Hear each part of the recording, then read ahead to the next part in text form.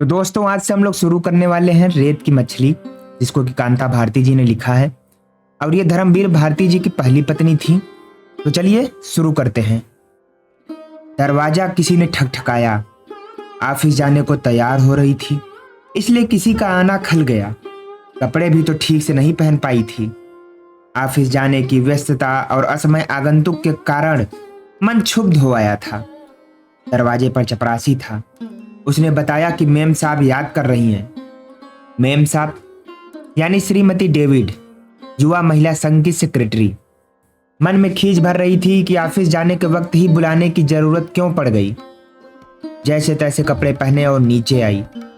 मेज के पीछे से चश्मे में छिपी हुई आंखें उठाए बिना उन्होंने कहा, बैठिए। देखिए मैडम, मुझे ऑफिस जाना है, आप शाम को बात नहीं कर सकती? मैंने धीरज संभालते हुए कहा। बात यह है कि मुझे ज्यादा कुछ तो कहना नहीं है और शाम तक हो जाएगी देर। अपनी आवाज को और मीठा बनाते हुए उन्होंने कहा, माय डियर चाइल्ड, बुरा मत मानना। इस संघ के भवन में तो केवल कुंवारी या विधवा लड़कियां ही रह सकती हैं। इसके सिवा दूसरे के लिए हमारे यहाँ रहने की कोई व्यवस्था नहीं है। वैसे तुम चिंता मत करो, महीने 2 महीने जब तक कोई अन्य व्यवस्था नहीं हो जाती तुम यहीं रहो। लेकिन मैडम, जब मैंने प्रवेश लिया था मैंने इस बात को छुपाया नहीं था, और फिर अब तो मुकदमा भी शुरू हो चुका है। पिछले 5 साल से तो मैं बिल्कुल अकेली रह रही हूँ। जब मैं इस भवन में आई उस वक्त ऐसा कुछ बता देती। बात पूरी उन्होंने सुनी नहीं, बीच में बोल उठी, अब देखिए उस वक्त तो हमसे गलती हुई। आपकी उस गलती के बारे में तो मैं कुछ नहीं कहना चाहती, लेकिन मैडम आपके इस नियम में न्याय नहीं है, तर्क नहीं है। उन तमाम लड़कियों के बारे में आप क्या सोचती हैं जो कुंवारी तो नहीं है पर अपने को मिस लिखती हैं? आप जानती भी हैं उन्हें? उनके चेहरे पर तनाव झलक आया। कुर्सी पर सीधे बैठ गईं और थोड़ी देर तक मेरी आंखों में देखती रहीं। फिर बहुत सूखी हुई आवाज में बोली, dear child, you are not concerned. मुझे लगा जैसे यहाँ निजी व्यवहार के रास्ते में एक अंधी गली है। शायद मेरे चेहरे पर गहरा असंतोष उभर आया था। उस असंतोष को श्रीमती डेविड ने पहचान लिया, लेकिन उनके चेहरे का भाव बदला नहीं। अपने आप को नियंत्रित रखते हुए उन्होंने कूटनीति भरे स्वर में फिर वही बात दोहरा दी कि वे मजबूर हैं, और यह भी कि इस मामले में नियम बहुत साफ है। नियम बहुत साफ है? मेरा गुस्सा फूट पड़ा। यानी जो झूठ बोलकर नियम तोड़े वो सही है, और जो सच बोलकर वैसा ही करे तो वो अपराधी है? यह नियम नहीं, ढकोसला है। और भी जाने क्या क्या मैं उस वक्त गुस्से में कह गई। मेरे उन शब्दों की क्या प्रतिक्रिया हुई यह पढ़ने की स्थिति में मैं नहीं थी। उनका कमरा छोड़ते हुए मैंने कहा, मुझे नहीं चाहिए आपकी कृपा। 1-2 महीने नहीं, 1-2 दिन भी ठहरना मैं अपना अपमान समझती हूँ। आपने नियमों का ज्ञान कराया, इसकी आभारी हूँ। ऑफिस जाने के लिए तैयार हुई थी, लेकिन अंतःस्थल अस्त व्यस्त हो उठा था। मन इतना ज्यादा उद्विग्न हो गया था कि ऑफिस जाने की इच्छा नहीं हुई। तेजी से अपने कमरे में लौटी और जो चीज हाथ आई उसे उठाकर बिस्तर पर पटकती चली गई। बिस्तर के ऊपर और आसपास फर्श पर चीजें बुरी तरह बिखर गई। सच तो यह है कि क्षोभ की अभिव्यक्ति के सिवा यह भवन छोड़ने की तैयारी भी करनी है, मैं यह भूल गई। उधड़ गए बिस्तर के सिरे से एक नन्हा सा रुपहला फ्रेम चमक रहा था। फ्रेम के बीच में दिखाई देते काले सफेद धब्बों के बीच अचानक एक कोमल चेहरा उभर आया।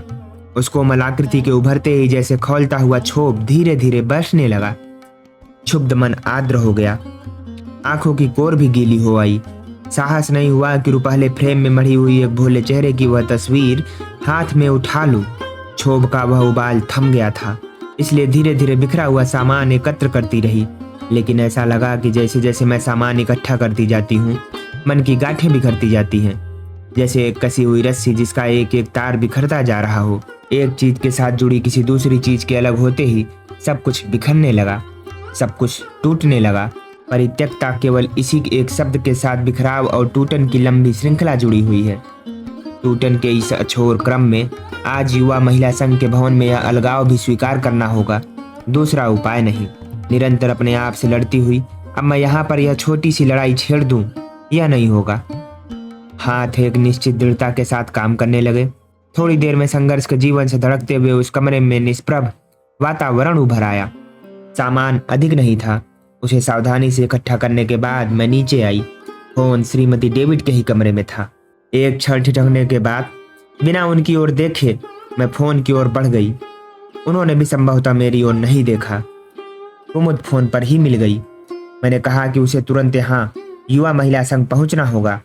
कुमुद को आने में कोई 20 मिनट से ज्यादा वक्त नहीं लगा होगा, लेकिन मुझे ऐसा अनुभव हुआ जैसे एक युग बीत गया हो। अभी वह टैक्सी से उतरी ही थी कि लपक कर मैं उसके पास पहुंच गई।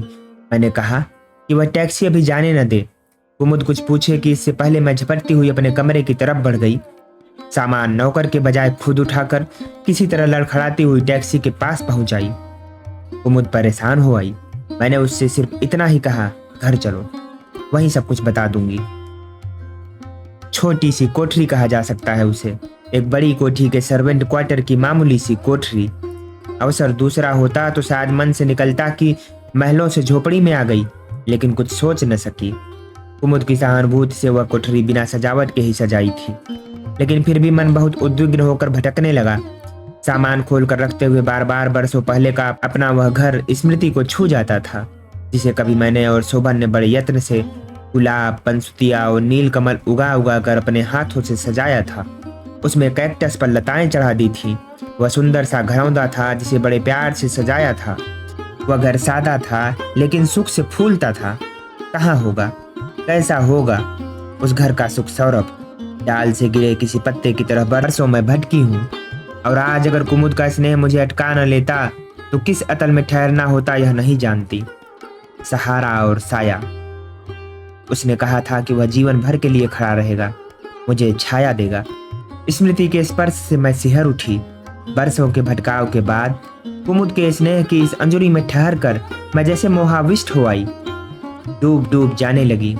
झूठी वितृष्णाओं से चमकती हुई दूर तक फैली रेत और रेत में उभरते झूठे साए।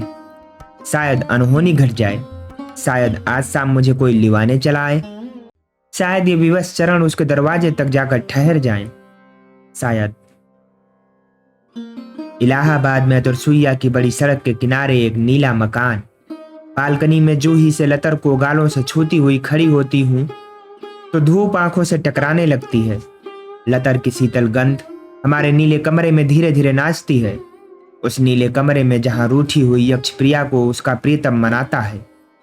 यक्ष प्रिया घंटों उस बालकनी में खड़ी होकर उन जाने आने वालों को देखती जिनमें से एक उसका अपना प्यार भी होगा। बालकनी से मकान के ठीक सामने दिखता है बड़े आंगन वाला लिपा पुता लेकिन सूना और उदास घर। खपरेल वाले उस उदास घर की दीवारों के बीच एक उदास औरत रहती है, विधवा औरत, रमण की विधवा भाभी। अक्सर देखा है कि रमण इस बालकनी की तरफ एक टक देखता है। शायद उस वक्त भी देखता है जब मैं शोभन के साथ घूमने जाती हूँ। पिता और बड़े भाई की अकस्मात मृत्यु के बाद घर का शायद वह एकमात्र सहारा था।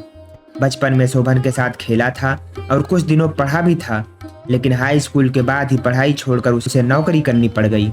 आकांक्षाओं की राख की ढेरी से विधवा युवती भाभी और परिस्थितियों से विपन्न रमण का वह उदास घर पास पड़ोस की जिज्ञासा का केंद्र रहा है। जाने कितनी कल्पनाएं और कहानियां उन दोनों के साथ जुड़ गई थी, लेकिन रमण के सामने भी उपाय दूसरा नहीं था। विधवा भाभी एक ऐसा सत्य थी जिसे वह अपने कंधे से उतार नहीं सकता था। भाभी के जीवन से बंधे अपने भविष्य के साथ ही साथ रमण शायद यह भी देखता था कि उसके सामने नीले घर में जो जीवन है, जो रस है, वह उसे झंझोड़ता है। कुंठाओं की मार से वह तिलमिला उठा, अंदर ही अंदर एक विकृत विद्रोह से भर उठा। कभी कभी वह दिखता तो उसकी आंखों को देखकर एक अजीब सी हिरन महसूस होती, कभी कभी उलझन होने लगती। मैं यहाँ हूँ या नहीं? वह एक टक लगातार घंटों किसी मूर्ति की तरह खड़ा हुआ बालकनी की तरफ घूरता रहता। उलझन से भरकर मैं बालकनी से अलग हट जाती तो कभी कभी अजीब आवाजें सुनाई पड़ने लगती। ऐसा लगता जैसे प्रेत आत्माएं कहीं लड़ रही हों। रमण ऊंची आवाज में अपनी भाभी से लड़ता था। कभी कभी ऐसा लगता जैसे भाग दौड़ भी हो रही है। पड़ोस के लोग कहते कि वो अपनी भाभी को पीटता है। जूही के फूलों और गुलाबों पर उतरती जाती ऋतुओं के साथ 2 बरस हवा से बीत गए। प्रेम आत्माओं की वह आवाज जूही और पंसुतियां के फूलों के साथ जैसे कांटों की तरह अनिवार्य हो गई थी। उस अस्वाभाविक और किसी हद तक मनहूस के प्रति मन सहज हो आया था। शायद एक जगह अंतःस्थल में करुणा भी उभर आई थी। उसकी नीति के प्रति दयार्द न होना शायद अमानवीय होता। कैसा संयोग था, और वह शायद संयोग ही उसकी इस नीति का कारण भी था कि आज वह युवक एक प्रेतात्मा की तरह बेचैन हो उठा था।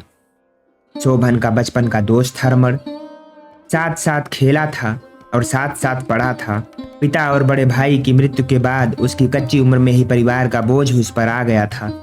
हाई स्कूल मुश्किल से पास करने के बाद ही वह कॉलेज के बजाय दफ्तरों के चक्कर लगाने लगा था और फिर एक दिन टूटा लेकिन संतुष्ट वह रमण एक सरकारी दफ्तर से घर और घर से दफ्तर के बीच सीमित हो गया। कभी कभी सोचती कि सामने के मकान की उन मनहूस दीवारों के भीतर क्या होगा। नौकरी से लौटा हुआ थका और पराजित रमण और घर की दीवारों में घिरी हुई उसकी विधवा भाभी, क्या वहां उन दीवारों के अंदर कोई जूही फूलती होगी? क्या उस बंधे पानी में कोई नीलकमल उगता होगा? अगर उगता होगा तो शायद सिर्फ एक रात के लिए और सुबह फिर मुरझा कर मर जाने के लिए। भाभी जवान थी लेकिन बंधी हुई। मर्यादाओं की दीवारें इतनी ऊंची थी कि उनके इस पार झांकना भी मुश्किल था। मुमकिन है थका हुआ पराजित रमण उस कुंठित युवती का अंकसाई भी हो। पड़ोस में तरह तरह की बातें थी। शायद दबी जबान में ताने भी सुनाई दे जाते थे। लोग यह भी कहते थे कि उसकी भाभी रमण की शादी इसलिए नहीं होने देना चाहती कि उसकी अपनी हसरत पूरी नहीं होगी। उदासी, खिन्नता, अपमान, पराजय से शायद रमण किसी प्रेत की तरह ठंडा भी पड़ गया था। रात के अंधेरे सन्नाटे में सहसा वह चीखना चिल्लाना शुरू कर देता था।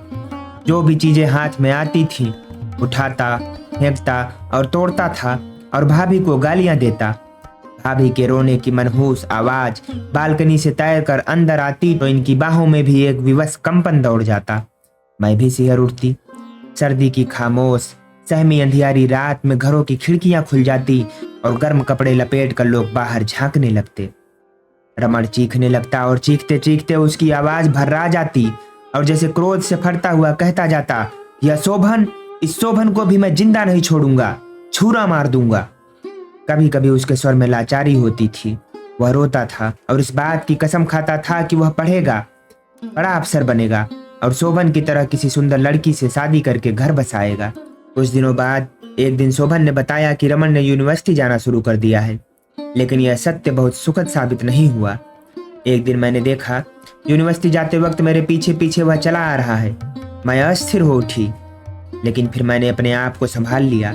अगले दिन फिर उसी तरह रिक्शे का पीछा करता हुआ रमण दिखा। मुझे खींच हुई और फिर वह क्रम लगातार चलता रहा।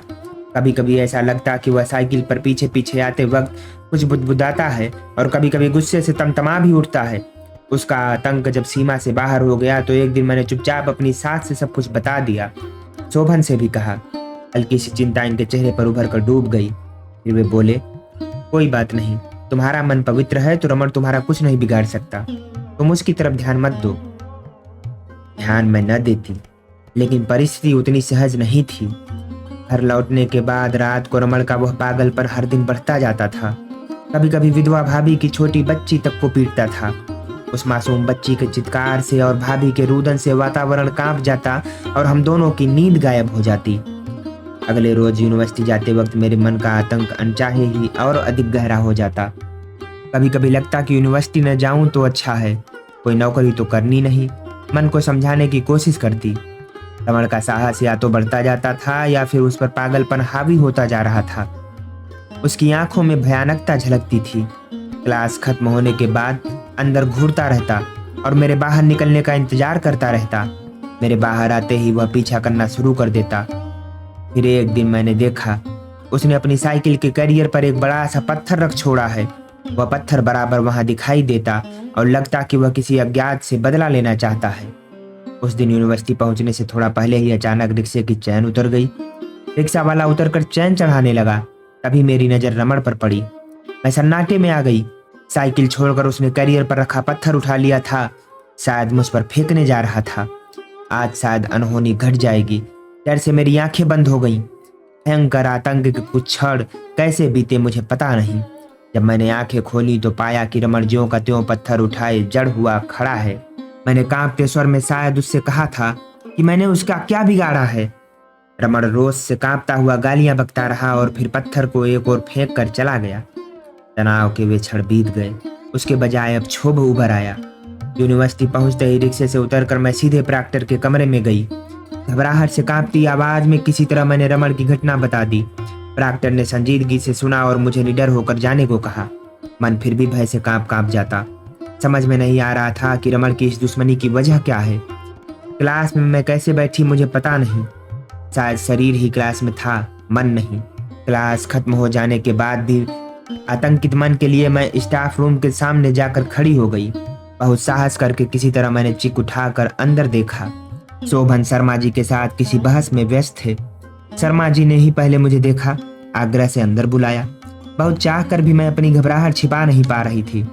शर्मा जी भी इस बात को समझ गए, पूछा भी, लेकिन मैं बात टाल गई। शोभन मुझे देखकर शायद हचकचा गए, फिर संकोच छोड़कर पूछा, क्यों कुंतल, बात क्या है? चाहा कि बात कह दूं, लेकिन रुक गई। सिर्फ इतना कहा कि कुछ जरूरी काम था, इसलिए सोचा कि आपके साथ ही घर चलूं। परिस्थिति के बारे में उन्हें कुछ भी पता नहीं था। बोले, अभी तुरंत जाना तो मुश्किल होगा, मुझे अभी क्लास लेनी है। मन में फिर उभरा कि जो कुछ घटा है वह कह दूं, क्योंकि उसके बिना ये परिस्थिति की गंभीरता समझेंगे नहीं। लेकिन संकोच ने फिर मुझे बांध लिया। लेकिन फिर उपाय क्या है? अकेले वापस जाना होगा। मन भय से कांप कांप उठता। शोभन के पास आकर भी समाधान मिला नहीं। इनका सहज भाव से यह कहना कि तुम घर जाओ, मैं क्लास लेने के बाद आऊंगा, मुझे कचोट गया। लगा मुझे तूफान में अकेले छोड़ दिया।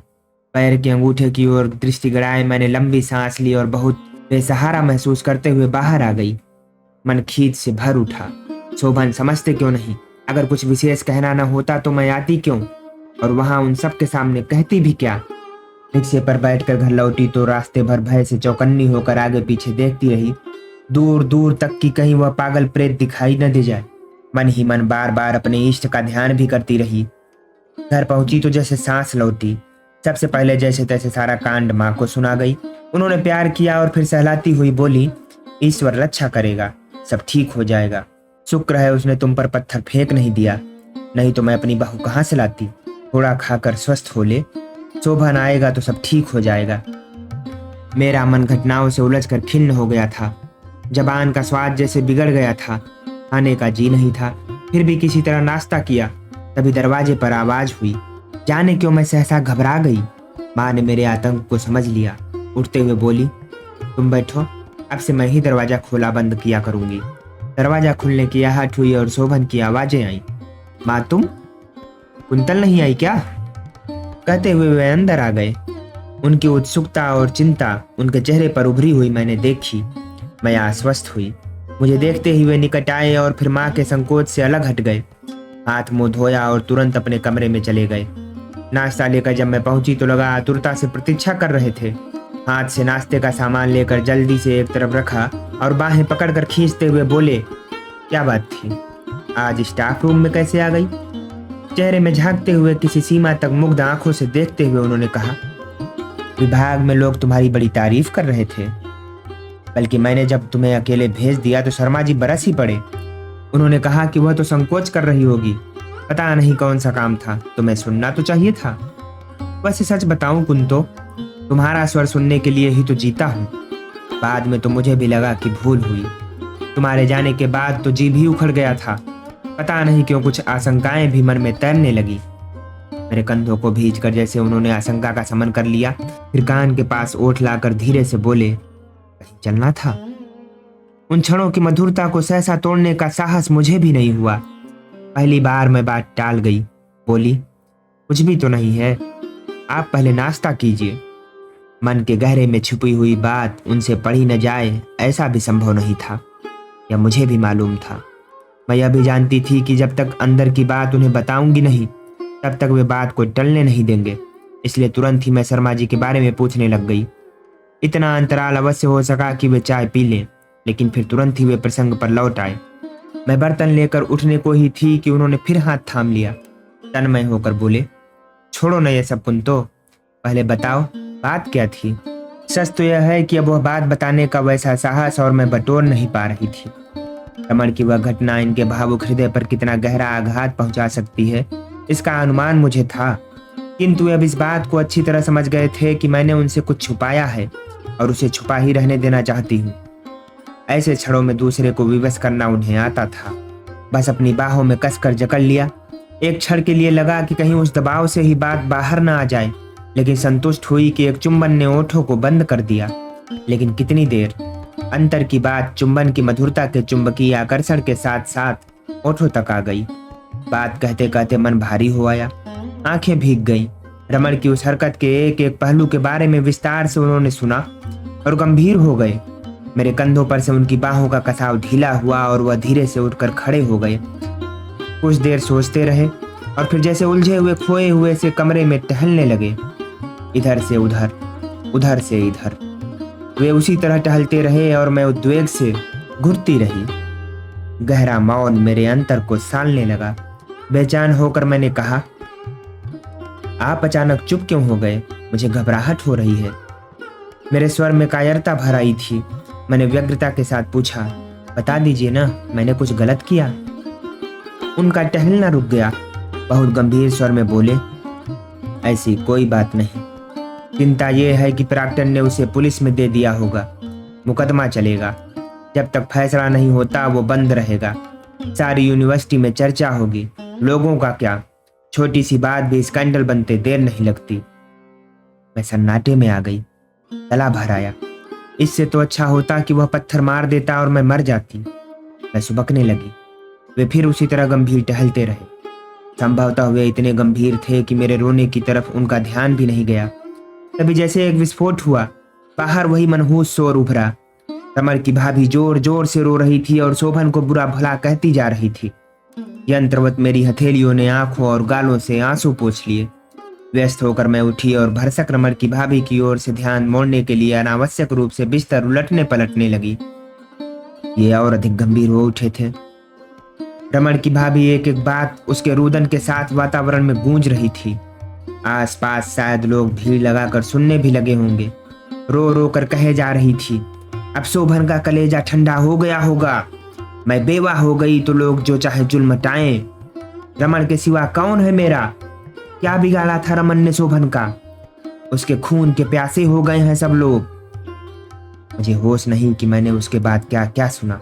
कभी कभी ऐसा लगता था कि जैसे एक ही बात किसी मशीन से दोहराई जा रही हो। कर्कश रुदन की आवाज मन को कुछ ऐसे कुरेदती थी जैसे बहुत सी सुइयां कोई चुभा रहा हो। कई बार चाहा कि शोभन की ओर देखूं, लेकिन साहस नहीं हुआ। शोभन शायद मुझसे ज्यादा पीड़ित थी। बहुत रात गए ही वह सारा कांड शांत हो पाया, लेकिन उस शांति के बाद भी वातावरण सहज नहीं हुआ। वातावरण का भारीपन ज्यों का त्यों बना रहा, बल्कि मनहूसियत कुछ बढ़ ही गई। बालकनी में आकर उस मनहूस मकान की तरफ देखने की इच्छा भी नहीं हुई। माँ से मालूम हुआ कि उस घर में चूल्हा नहीं जला। चूल्हा मेरे यहाँ भी जल नहीं सका। माँ एक बार ऊपर आई और फिर जैसे अपने आप में खोई नीचे वापस लौट गई। शोभन पत्थर की तरह जड़ थे और मैं आशंकाओं में डूबी हुई। लगता था मोहल्ले में कोई मर गया है। शायद वातावरण की सहजता मर गई थी। रात बहुत बीत चुकी थी। अंधेरे आकाश की पीठिका पर बालकनी के खुले हिस्से से देखती गुच्छे गुच्छे फूली छितराई हुई जूही और चमेली की काली लतरों से टकराकर सरकती हुई हवा अंदर आई तो मन आशंकित हो उठा। बल्कि आशंका सही शब्द नहीं है, उद्वेग कहा जा सकता है उसे। उद्वेग और आतंक का मिला जुला रूप। बहुत साहस करके मैं शोभन के निकट आई। वे हिले नहीं, बोले भी नहीं। हल्की रोशनी में चमकती सामने की नीली दीवार के उस पार देखते रहे। मैंने बहुत धीरे से कहा, शोभन, अब क्या होगा? यह मनहूसियत कैसे टूटेगी? मेरा जी घुट रहा है। नीचे बिल्कुल सन्नाटा था, लेकिन मुझे पता था कि माँ जाग रही होंगी। वे सुख से सहज होकर सो सके ऐसी परिस्थिति नहीं थी, और इस सब में एकमात्र दोषी थी मैं, केवल मैं। शोभन कुछ नहीं बोले। उनकी पीड़ा भी मैं महसूस कर रही थी। तभी कमरे के द्वार पर आहट हुई। मैं चौंकी और शोभन से थोड़ा अलग हट गई। माँ थी वहां। शोभन ने करवट जरूर बदली, लेकिन बोले कुछ नहीं। माँ भी चुपचाप बैठ गई। माँ की कातर उदासी और बेचैनी देखकर मैं और अधिक आविष्ट हो गई। थोड़ी देर तक मौन घुटता रहा। फिर वे लंबी सांस लेकर बोली, मेरा जी घबरा रहा है शोभन, कोई रास्ता है? तुम कुछ उपाय सोचो ना बेटा। अब लगा कि शोभन इतने लंबे मौन के अंतराल में एक जगह अपने मन को ही बांधने में व्यस्त थे। माँ की बात सुनकर छत की ओर देखते हुए बोले, अब यह जगह हमारी रहने लायक नहीं रह गई। सोचता हूँ हम सब कहीं और चल कर रहें।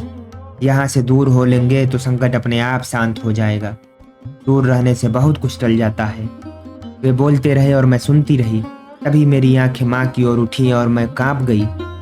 उनके शांत, सरल, गंभीर चेहरे से ढुलक कर आंसू उनकी गोद में टपक रहे थे।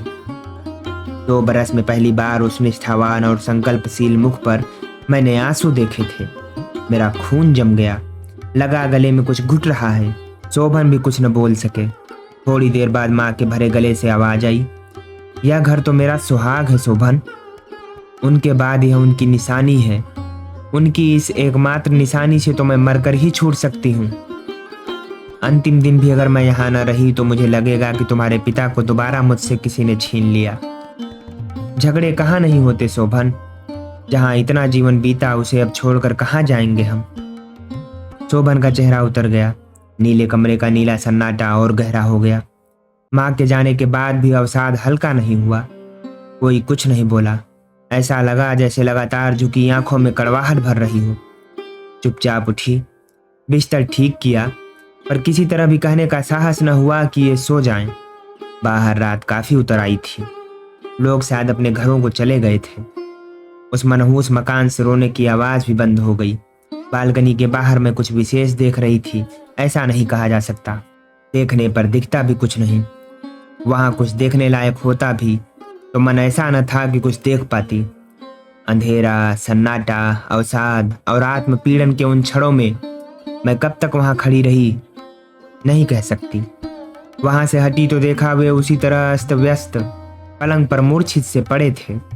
सो गए थे या सिर्फ अवसन्न थे, या उनकी बंद आंखों और सांसों के साथ उठते गिरते सीने को देखकर नहीं कहा जा सकता था। बहुत धीरे से, बिना कोई आहट किए, पलंग के एक किनारे थोड़ी देर बैठी रहकर मैं भी लेट गई। अवसाद मेरी सिराओं में एक तनाव की तरह दोबारा छा गया। चाहा कि उनकी ओर घूम जाऊं, लेकिन घूम न सकी। एक क्षण के लिए इस बात की भी प्रतीक्षा की कि उनकी बाहें मेरी ओर बढ़ेंगी और अनायास मैं उनसे समा जाऊंगी, लेकिन वैसा भी कुछ नहीं हुआ। कुछ भी तो नहीं हुआ। हमेशा की तरह माथे का चुंबन भी नहीं लिया गया, गर्म उंगलियों से छेड़ा भी नहीं गया। अवसाद में डूबी हुई कब सो गई यह भी पता न लगा। सवेरे जागी तो पता चला कि वे कहीं जा चुके थे। मन दुश्चिंताओं से भर उठा। दोपहर तक बेचैनी बहुत अधिक बढ़ गई। मुंह न जाने कैसे कैसे स्वाद से भर गया। माँ ने नाश्ता और खाना तैयार जरूर किया, लेकिन खाया उनसे भी न गया। दोपहर के बाद कहीं से वे आए। आंखें झुकी हुई थीं, चेहरा उतरा हुआ और गंभीर। चुपचाप अपने कमरे में जाकर लेट गए। माँ ने मुझसे कहा कि मैं शोभन के लिए खाना ले जाऊं। हो सकता है मेरे आशंकित मन का संकोच हो कि एक एक करके खाने की चीजें सजाने में काफी समय लग गया। कमरे में जाने के लिए साहस जुटाना पड़ा। वे ज्यों के त्यों लेटे रहे। हिम्मत न हुई कि इनके माथे पर हाथ रख कर देखूं तबीयत तो ठीक है। बहुत धीरे से बोली, उठिए, हाथ मुंह धोकर खाना खाकर आराम कीजिए। जाने उनके जी में क्या आया कि वे चुपचाप उठे, हाथ मुंह धोकर खाने बैठ गए। मुझे भी खाने को अपने साथ बिठा लिया। अनमने मन से थोड़ा सा खाया। खाते समय चाह कर भी मुझसे कुछ बोला न गया। खाते समय आज तो उनके हाथ में कोई किताब भी नहीं थी। किताब होती तो शायद मन कुछ बदलता। तनाव 1-2 दिन का नहीं था। मन को इतना समेटा भी न जा सका कि वह तनाव टूट सके। कई दिन बीत गए। उनके मित्र भी आए थे। वह नीला कमरा उन्मुक्त हंसी से गूंजा नहीं। बहुत धीरे धीरे उन्होंने बातें की। शायद कुछ मशविरा भी हुआ। मन में उत्सुकता थी, लेकिन पूछ कभी न सकी। कई दिनों के सलाह मशविरे के बाद पता चला कि एक समझौता हुआ है। तय यह हुआ है कि मुकदमा वापस ले लिया जाए और रमण माफी मांग ले। लेकिन यह सब हो कैसे? रमण तो पागल हो चुका था। उससे इस बात की संभावना कम थी कि वह सहज रूप से समझौते के लिए तैयार होगा। उसके मन की गांठें उसके सामने कौन खोलता, और वह उन्हें खोलने भी कब देता? उसकी कुंठा आईना देखने को तैयार कैसे होती? लेकिन अब शोभन भी जिद पर आ गए थे। उन्होंने दृढ़तापूर्वक कह दिया था कि अगर वह माफी नहीं मांगता तो मुकदमा वापस नहीं होगा। अनजाने और अनचाहे ही उस तनाव में मैंने महसूस किया कि मैं माँ के इष्ट देव को याद कर रही हूँ। पूरा महीना इसी यातना में बीता। शायद रमण की समझ में आ गया था कि मुकदमा वापस न हुआ तो उसकी नौकरी छूट सकती है। एक दिन उसने माफी मांग ली। तब दिन सहसा बदले हुए लगने लगे। बालकनी में जूही के गुच्छे फूल आए हैं। मैंने देखा उसकी कोमल पत्तियों पर धूप की किरणें नाचती हैं। यह भी मैंने देखा। उस दिन से हवा कुछ अच्छी लगने लगी। शोभन ने बताया कि उन्होंने कहीं कोई मकान रहने के लिए देखा है। माँ फिर उदास हो गई। स्वर्गीय पति की स्मृति इस मकान को छोड़ना उनके लिए सबसे बड़ी यातना थी। मकान के एक एक कण से उनकी चेतना जुड़ी थी, उनकी मर्यादा, उनकी आसक्ति, उनका आश्वासन, सभी कुछ था वह मकान। लेकिन उपाय भी क्या था? मुझे याद है जब उन्होंने जाने कहाँ खोई हुई आवाज में कहा था कि जब तुम्हारे पिताजी यह मकान बनवा रहे थे, कुछ रुपयों की कमी हो गई थी। उस समय मैंने अपना एक एक जेवर उन्हें दे दिया था। अंततः शोभन जीते। बेटे का मन और बहू की मर्यादा की रक्षा के लिए माँ ने अपनी भावना की बलि दे दी। हाँ, यह जरूर मैंने देखा कि उसके बाद अक्सर वे सोए सोए चौंक कर उठ बैठती थी। उन्हें जैसे घबराहट सी भी होती रहती। कुछ महीनों में ही जैसे वृद्धावस्था उन पर दूनी होकर उतर आई थी। मैंने यह भी देखा कि उन्हें बुखार आने लगा था। अपने आप से एक दिन मैंने उन्हें कहते पाया, कैसे छोड़ूंगी यह सब भगवान, कैसे छूटेगा यह सब, और अब कैसे रहा जाएगा वहाँ, ऐसी पराई जगह जीना भी कैसे होगा। मैं सोचती कि उनके जैसे संस्कारों वाली साधु यह भी तो सोचती होगी कि अपना घर बेचना अशुभ है और उसे बेचकर किराए के मकान में रहना संस्कारहीनता। एक दिन उन्होंने कहा, मुझको यहीं छोड़ दो, तुम दोनों ही रह लो वहां। लेकिन यह भी होता कैसे? स्थिति सहज नहीं हुई थी। उन्होंने यह भी सोचा होगा कि इस तरह अलग रहकर स्थिति और बिगड़ेगी, सुधरेगी नहीं। लोग यह भी तो सोच सकते हैं कि लड़के ने अपने मन की शादी की और अलग हो गया। शायद चुपचाप वे कई बार रोई भी थी, क्योंकि कई बार उनकी ओर देखती तो लगता कि उनकी आंखें लाल और सूजी हुई हैं। मैं पूछती तो एक लंबी सांस लेकर चुप हो जाती। यूनिवर्सिटी के पास ही एक नई बस्ती में कोठी का एक खाली हिस्सा मिल गया था। फिर भी तय हुआ कि केवल काम का सामान साफ जाएगा, बाकी सब यहीं बंद रहेगा। मकान बिकने पर ही उसे हटाएंगे। माँ ने तो मुहूर्त भी पूछ लिया था। सामान लदवाते वक्त माँ रो पड़ी। इसी तरह मजदूरों को बाहर भेजा और आंगन में जाकर बुरी तरह फूट पड़ी। उनका धैर्य टूट गया था। मुझे माफ कर देना, मैं जीते जी यह घर छोड़कर जा रही हूँ। मेरा रक्त जम गया। मुझे लगा मैं ही हुई इस यातना की जड़। वे भी अवसन्न थे। पास पड़ोस से इकट्ठा हुए लोग इस समय कचोट रहे थे, खल रहे थे। विचित्र मनहूसियत फैल गई थी। जैसे तैसे माँ को शांत किया। शोभन भी चाह रहे थे कि अब जल्दी से जल्दी यहाँ से हट जाया जाए। हल्का सामान तांगे पर लाद दिया गया और हम तीनों बैठ गए। शोभन ने हाथ जोड़कर सबको नमस्कार किया। तांगे वाले ने घोड़े को आगे बढ़ने के लिए उकसाया। सड़ाप! उसने एक चाबुक चलाई। मैं सिहर उठी, चौंक गई। अंदर चल, कुमुद की आवाज आई। चल खाना खा ले। मैं दोबारा चौंकी। अचानक ऐसे लगा जैसे अंजूरी में भरी हुई रेत सरक कर रीत गई। बीते दिनों की वह परछाई भी गायब हो गई। यथार्थ की ठोस धरती पर मैं लौट आई। बीते हुए उस तूफानी प्रसंग से वापस आकर कुमुद के इस छोटे से कमरे में आश्वासन महसूस किया। खाना खाते समय कुमुद तरह तरह की बातें करके मन को अप्रिय प्रसंगों से दूर हटाने का प्रयत्न करती रही। मैंने उसकी आंखों में झांका तो उसने चेहरा नीचे कर लिया। जी में आया कहूँ, तू अपने अप्रिय प्रसंग से अपने को अलग काट सकी है क्या? लेकिन मुझसे पूछा नहीं जा सका। जाने क्यों मेरी आंखें दोबारा गीली हो आईं। दोस्तों, फिलहाल इस कहानी को अभी यहीं पर रोकते हैं। अगले भाग को सुनने के लिए चैनल को सब्सक्राइब जरूर कर लीजिएगा।